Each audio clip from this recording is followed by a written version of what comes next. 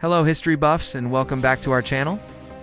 Today we're journeying back in time to January 6th, 1412. On this day, the small village of Domrémy in northeastern France, a baby girl was born who would change the course of history. Her name was Jeanne d'Arc, or as we know her in English, Joan of Arc. Now, who was this remarkable young woman? Joan was born into a humble peasant family during a tumultuous period known as the 100 Years' War, a long and brutal conflict between France and England. France was in a desperate state. The English and their Burgundian allies controlled much of northern France, including Paris. The French heir to the throne, Charles VII, was weak, disinherited, and hadn't even been crowned king. The morale of the French people was at an all-time low. It seemed like the end of the French kingdom was near. This is where our story takes a turn that feels like it's straight out of a legend. Around the age of 13, Joan began experiencing visions. She claimed that she saw and heard saints like Saint Michael, Saint Catherine, and Saint Margaret. These divine messengers, she said, had a mission for her, a mission from God himself, to drive the English out of France and to sea. Charles VII crowned as the rightful king at Reims, the traditional site for French coronations. Imagine that for a moment. A young, illiterate peasant girl with no military training, claiming she was chosen by God to lead an army and save a nation. It's an extraordinary claim, and as you can guess, most people were highly skeptical. Her own father initially tried to stop her, but Joan was unshakable in her conviction. Her faith was absolute. At just 16 years old, she began her quest. She traveled to the nearby town of Vaucouleurs to petition the local garrison commander, Robert de Baudricourt, for an escort to see the Dauphin Charles. She was dismissed, ridiculed even, but Joan was persistent. She returned, and her incredible piety and determination started winning over the local people. They began to believe she was the prophesied virgin who would save France. Eventually, Baudricourt relented, perhaps worn down by her persistence, or maybe, just maybe, starting to believe himself. In February 1429, Joan, now dressed in men's clothing for safety during her journey, made a perilous 11-day trek across enemy territory to reach Charles's court at Chinon. When she arrived, the court was suspicious.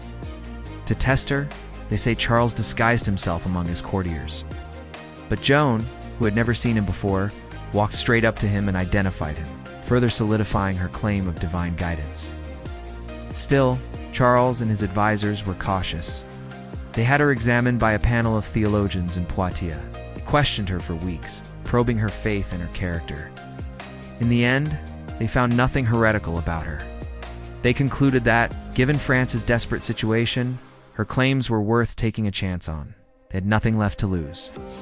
So, at the age of 17, Joan of Arc was given armor, a banner, and command of a French army. Her presence had an electrifying effect on the soldiers. Unwavering faith and confidence inspired them in a way no general had been able to. She wasn't a traditional military strategist, but she was a powerful spiritual and moral leader. She reformed the army, driving out camp followers and encouraging the soldiers to attend mass and confession. Her first major test came at the city of Orléans, which had been under siege by the English for months and was on the brink of surrender. Joan's arrival turned the tide. With her leading from the front, banner in hand, the French forces launched a series of aggressive assaults. In a stunning victory that seemed almost miraculous, they lifted the siege in just 9 days. This victory was a massive turning point. The Maid of Orleans, as she was now called, became a legendary figure.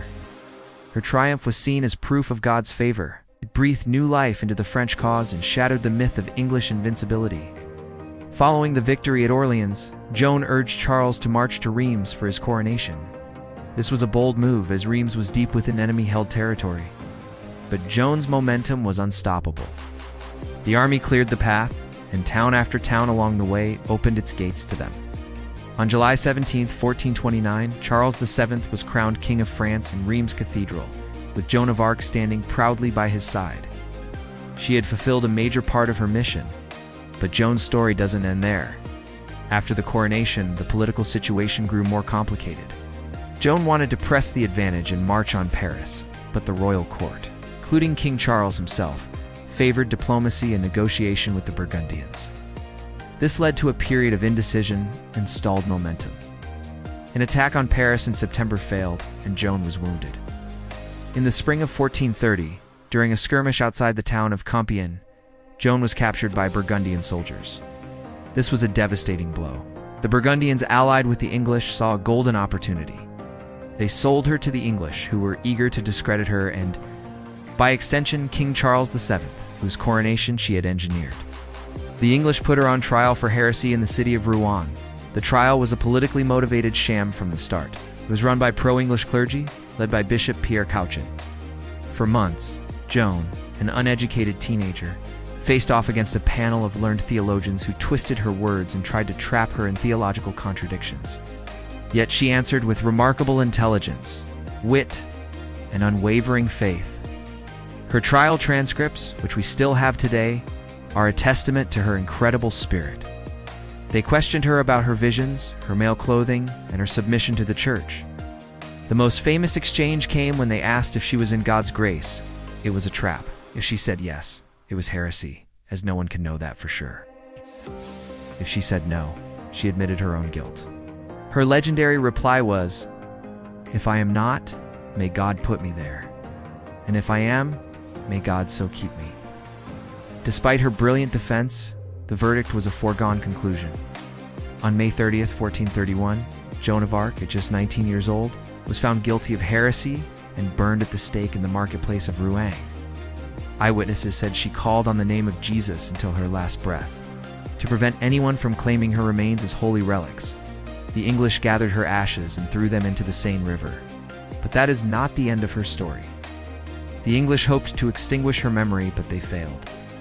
Her death only elevated her status as a martyr. About 25 years later, King Charles VII, having finally won the war and secured his kingdom, authorized a new trial. This posthumous retrial investigated the original proceedings and in 1456 officially nullified the verdict, declaring Joan innocent and a martyr. Centuries passed, and Joan's legacy only grew. She became a powerful symbol of French nationalism, faith, and courage. In 1920, nearly 500 years after her death, the Catholic Church officially canonized her as a saint. So when we remember January 6th, we remember the birth of a young girl from a small village who, armed with little more than her faith, changed the fate of a nation. Joan of Arc's story is a powerful reminder that one person's conviction and courage can indeed change the world. It's a tale of faith, bravery, and tragedy that continues to inspire people across the globe. What do you find most inspiring about Joan of Arc's story? Let us know in the comments below. Thanks for watching.